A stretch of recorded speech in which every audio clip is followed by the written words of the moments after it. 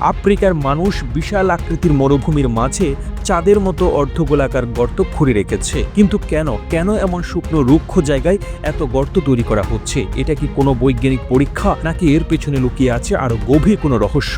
আফ্রিকার মরুভূমির বুক থেকে সবুজ ফিরিয়ে আনার এক আশ্চর্য উদ্যোগ। যে অঞ্চল একসময় উর্বর ছিল, যেখানে মাঠ জুড়ে ফসল ফলতো, সে একই জায়গায় আজ মরুভূমিতে পরিণত হয়েছে। প্রচন্ড খরায় মাটি শুকিয়ে ফেটে গেছে। যেখানে একসময় নদী বয়ে যেত, সেখানে এখন ধূলিবালিকণা ছাড়া আর কিছুই দেখা যায় না। কিন্তু এখানকার মানুষরা হাল ছাড়েনি। তারা মরুভূমির বিরুদ্ধে লড়াই করার জন্য বেছে নিয়েছে এক নতুন পদ্ধতি, যা একসময় পুরো বিশ্বকে বদলে দিতে পারে।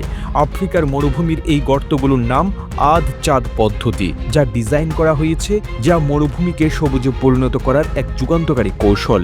এই আধ চাঁদের মতো খোঁড়া গর্তগুলো এমনভাবে ডিজাইন করা হয়েছে যাতে বৃষ্টির সামান্য পানিও ধরে রাখা যায় এবং তা আশপাশের মাটিতে আর্দ্রতা ছড়িয়ে দেয়। বৃষ্টির পানি সাধারণত শুকনো জমিতে পড়ে, দ্রুত বাষ্পীভূত হয়, কিন্তু এই আধ চাঁদ আকৃতির গর্তগুলো পানি ধরে রাখে এবং ধীরে ধীরে মাটির গভীরে প্রবেশ করে। ফলে চারপাশে গাছ জন্মাতে শুরু করে। যেখানে কয়েক বছর আগেও শুধু ধূলিঝড় দেখা যেত, সেখানে এখন ধীরে ধীরে সবুজের ছোঁয়া লেগেছে।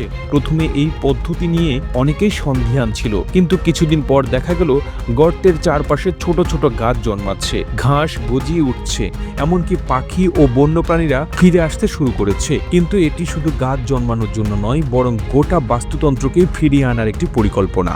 যখন গাছপালা জন্মাতে শুরু করলো, তখন এখানকার কৃষকরা তাদের গবাদি পশুদের এই নতুন সবুজ এলাকাগুলোতে ছড়িয়ে আনতে লাগলো। গরু, ছাগল, ভেড়া পালের আনাগোনায় মাটিতে আরো পুষ্টযুক্ত হচ্ছে, যা গাছপালা বৃদ্ধিকে আরো ত্বরান্বিত করছে। এভাবে যেখানে একসময় শুল্ক বালুর রাজত্ব ছিল, সেখানে আজ প্রাণীর স্পন্দন ফিরে এসেছে। বিজ্ঞানীরা বলছেন এই পদ্ধতি যদি আরো বিস্তৃতভাবে প্রয়োগ করা হয়, তাহলে পৃথিবীর অনেক মরুভূমিকে সবুজ করা সম্ভব। শুধু আফ্রিকায় নয়, যেসব দেশে খরা এবং মরুকরণ বাড়ছে, সেখানে এই কৌশল কাজে লাগানো যেতে পারে। প্রতিবেদনটি তৈরিতে তথ্য ও উপাত্তের সাহায্য নেওয়া হয়েছে দূরবীন নিউজ ডেইলি নামক ফেসবুক পেজ থেকে। আর এতক্ষণ আপনারা সঙ্গে ছিলেন বিশ্ব বাংলার। সেই সঙ্গে আপনি বাংলাদেশের কোন জেলা থেকে এই ভিডিওটি দেখছেন আমাদের কমেন্ট করে জানান। আমরা পরবর্তী ভিডিওতে আপনাকে ধন্যবাদ জানাতে ভুলব না। এতক্ষণ বিশ্ব বাংলার সাথে থাকার জন্য অসংখ্য ধন্যবাদ।